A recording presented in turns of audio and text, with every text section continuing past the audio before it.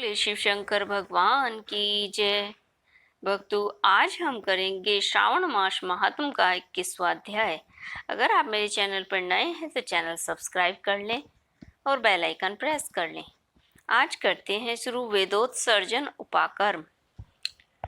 सनत कुमार ने कहा, प्रभु दया करके आप मुझे पूर्णमासी की विधि बताइए।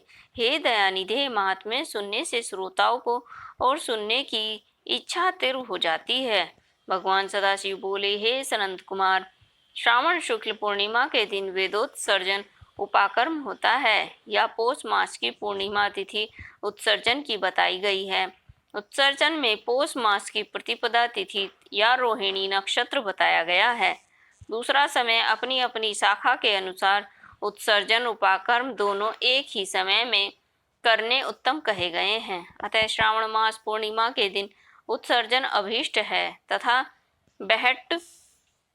बहट्च शाखार्मी उपाकर्म में श्रवण नक्षत्र हो उसी दिन ऋग्वेदियों का उपाकर्म होता है। यजुर्वेदियों का उपाकर्म पूर्णिमा में तथा सामवेदियों का उपाकर्म पूर्णिमा में तथा सामवेदियों का हस्त नक्षत्र में होता है। उपाकर्म गुरु और शुक्रास्त नक्षत्र में आनंद से करना चाहिए। गुरु तथा शुक्रास्त से पहले उपाकर्म का शुभारंभ न करना चाहिए, यह शास्त्रों का मत है। ग्रहण तथा संक्रांति आदि योग दुष्समय आ जाने पर दूसरे समय में करना चाहिए। हस्त नक्षत्र युक्त पंचमी या भादव पूर्णिमा के दिन अपने अपने ग्रह सूत्र के अनुसार उत्सर्जन उपाकर्म करना चाहिए। मल मास आ जाने पर शुद्ध पक्ष में करना चाहिए। यह दोनों उत्सर्जन उपाकर्म नित्य हैं। इनको प्रतिवर्ष नियम पूर्वक करना चाहिए। उपाकर्म की समाप्ति होने पर द्विजातियों के समक्ष उसी सभा में श्रेष्ठ सभा दीप समर्पण करना चाहिए। उसे आचार्य या अन्य ब्राह्मणों को दे देना चाहिए। पहले सोने चांदी या तांबे के पात्र में एक सेर गेहूं रखे, उसके ऊपर गेहूं के आटे का दिया बनाकर घी या तेल में भिगोकर 3 बातियां रखें, उसे जलाना चाहिए। फिर पान दक्षिणा सहित ब्राह्मण को दे देना चाहिए। ब्राह्मण का पूजन कर यह मंत्र पढ़ें कि यह श्रेष्ठ सभादीप दक्षिणा पान सहित देव देवार्थ के लिए दे रहा हूँ। इस सभादीप के देने से मेरे सभी मनोरथ पूरे हो जाएंगे तथा पुत्र पौत्र आदि सब कुछ समुज्वल हो, यश की वृद्धि हो। इस तरह प्रार्थना करने से जन्मांतर में देवांगनाओं तुल्य रूप मिल जाता है। इस प्रकार 5 वर्ष पश्चात उद्यापन कर देना चाहिए। यथाशक्ति ब्राह्मणों को दक्षिणा देनी चाहिए।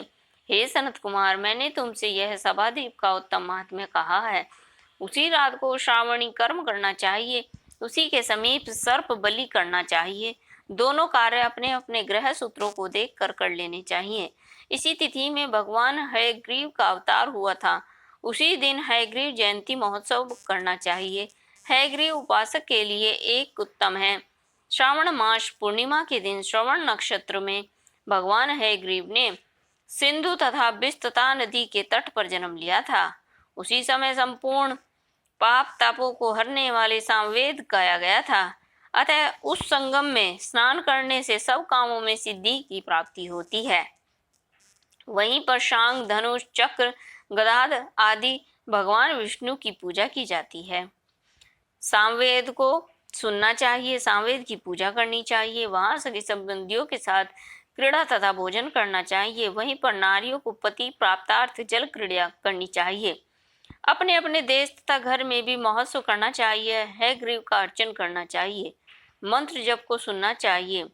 हयग्रीव का अर्चन करना चाहिए और मंत्र का जाप सुनना भी चाहिए। शुरू में प्रणव योजन करना और उसके बाद भगवते तथा धर्माय कहकर चतुर्थ्यंतर आत्मविशेष धन शब्द की योजना करनी चाहिए। फिर अंत में नमः शब्द कहना चाहिए।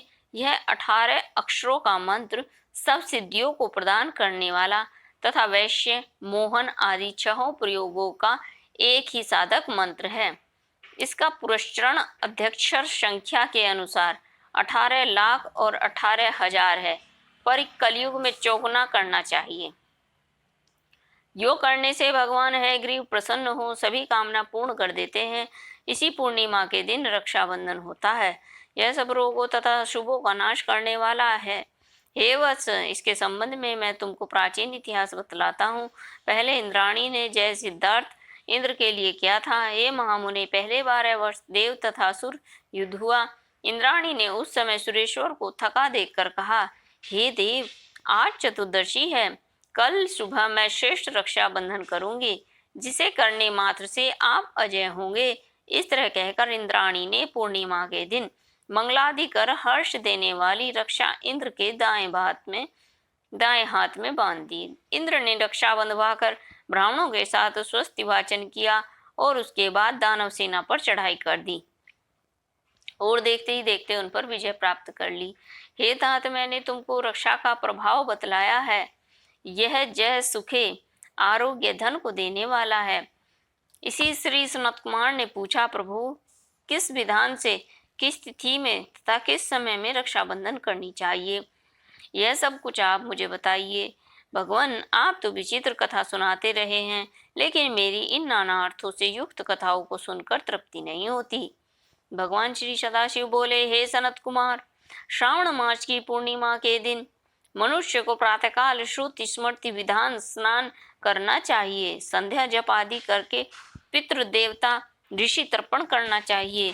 सोने के पात्र की सुरक्षा बनाकर उसको सोने के सूत्र से बांध कर मोती आदि द्वारा विभूषित स्वच्छ रेशम के बने विचित्र ग्रंथ युक्त पत्र गुच्छों से शोभित सरसों चावलों को अंदर गर्भ में रखकर उसे आकर्षक बनाना चाहिए। वहां पहले कलश रखकर उसके ऊपर पूर्ण पात्र में रक्षा रखनी चाहिए। अपने सुंदर आसन पर सगे संबंधियों सहित बैठकर नाच गाना आदि कौतुक मंगल करना चाहिए। यह मंत्र पढ़े, येन बलो बदी राजा दानवेंद्रो महाबलः तेन त्वाम बदनामी रक्षे माचल मवचला। महाबली दावनेन्द्र राजा बलि को जिस बंधन से बांध दिया था, उसी बंधन से मैं आपको बांधता हूँ। हे रक्षे, आप कभी मत चलना। ब्राह्मण, क्षत्रिय, वैश्य, शूद्र, अन्य मानवों को भी पहले ब्राह्मणों की पूजा करके रक्षाबंधन करना चाहिए। इस विधा से जो रक्षाबंधन करता है वह सब दोषों से दूर हो, वर्ष भर मौज बहार करता है। विधान विज्ञ मनुष्य जो विमल श्रावण मास में रक्षाबंधन करता है वह पुत्र पौत्र सगे संबंधियों के साथ पूरे 1 वर्ष तक आनंद करता है। लेकिन याद रहे कि रक्षाबंधन कार्य भद्रा में न करना चाहिए। भद्रा में इस पवित्र व्रत को करने से मनुष्य को विपरीत फल प्राप्त होता है। शंकर भगवान की जय। बोलो शिव शंकर भगवान की जय।